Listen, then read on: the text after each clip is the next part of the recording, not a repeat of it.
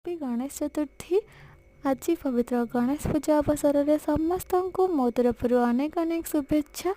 तो काली राति हाथ में टी मेहंदी लगे शोली गणेश पूजा बोली। तो सकाल सकाल उठिकी मुझे आसी नेल पालिश अलता लगेबाकू।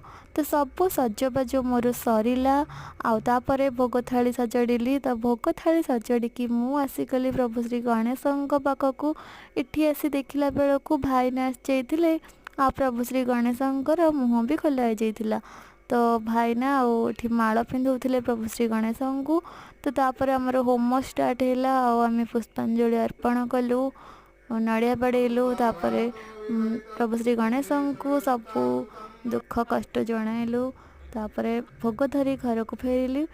आ सकाଳେ खाइली चूड़ा भजा नड़िया ता सहित चा।